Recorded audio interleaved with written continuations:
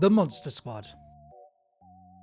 Before monster teams became cool again in movies and modern TV, there was a short-lived but memorable Saturday morning series called The Monster Squad. Airing in 1976, this live-action children's show mixed classic horror characters with slapstick comedy, bright costumes, and the unmistakable creative style of Sid and Marty Krofft. Although it only lasted one season, The Monster Squad has lived on in the memories of fans who grew up watching it. It's a strange, cheerful time capsule from an era when television was bold, silly, and unafraid to put Frankenstein, Dracula, and werewolf together to fight crime for kids. What was The Monster Squad?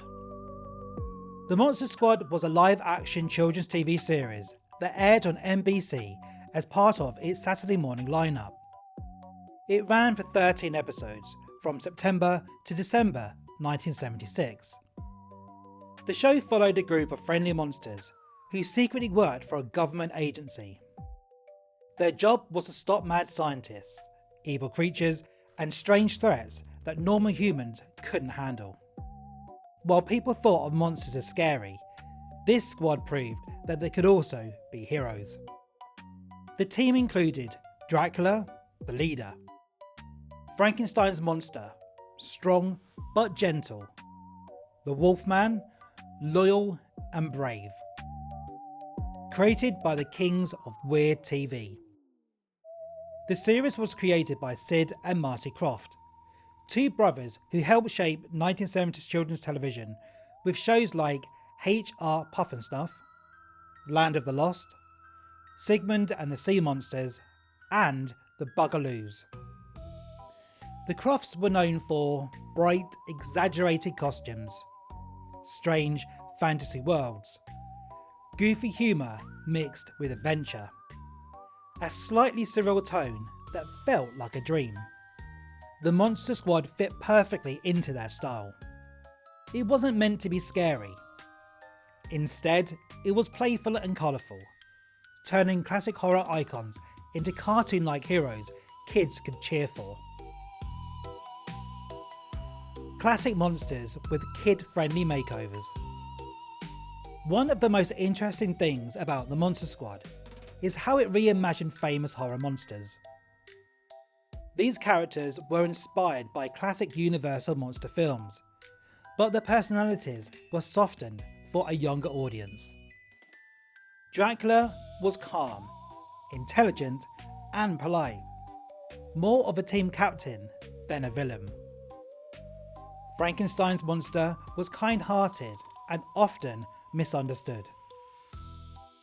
The Wolfman was energetic and heroic, not frightening. Instead of terror, the monsters relied on teamwork, problem-solving, and slapstick action. The show taught kids that appearances can be deceiving, and that even monsters can be good guys. A show built for Saturday mornings. The Monster Squad was made specifically for Saturday morning television, a time when networks aimed programming at children. That meant simple storylines, clear heroes and villains, lots of visual action, and light moral lessons. Each episode followed a familiar pattern. A threat appeared. The Monster Squad was called in, and the team worked together to stop the danger. By the end, everything was resolved, and the monsters returned to their secret headquarters. The tone was cheerful, silly, and fast-paced, making it easy for kids to follow without needing to watch every episode in order. Why the show didn't last. Despite its creative idea, the Monster Squad only lasted one season. There were several reasons for this. Television tastes were changing quickly in the late 70s. The show faced stiff competition from animated cartoons. Live-action fantasy shows were expensive to produce. The ratings were modest, not strong enough to justify more seasons.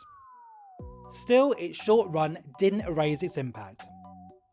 Many viewers who saw it as children remember it vividly because it was so different from typical cartoons. Not to be confused with the 1987 movie. It's important to note that the Monster Squad TV series is not connected to the 1987 cult horror film The Monster Squad. The movie focused on kids fighting classic monsters and had a darker, more teen-oriented tone. The TV series, on the other hand, came more than a decade earlier and was made strictly for young children. They share a name and monster theme, but they are completely separate creations. A reflection of its time. The Monster Squad reflects a period in television when creativity often mattered more than realism.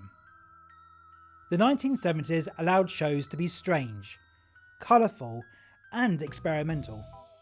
The series shows how classic horror characters were being reintroduced to new generations.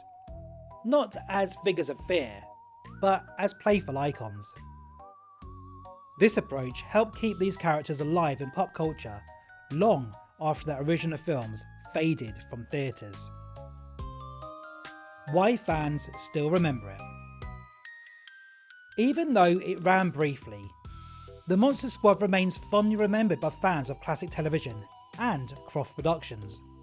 People remember it for its unusual idea, its friendly take on monsters, its bold costume and sets, and its place in Saturday morning TV history.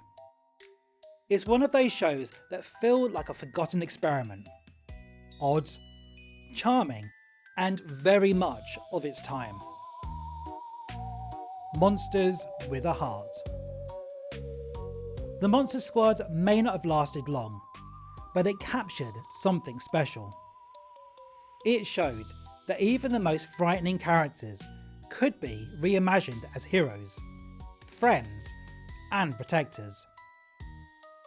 In a world of cartoons and superheroes, it dared to put Frankenstein and Dracula on the same team. Not to scare children, but to entertain them. That simple twist made it unforgettable. Today, the Monster Squad stands as a reminder of a wild and creative era of television, where monsters smiled, heroes wore rubber masks, and Saturday mornings belonged to imagination.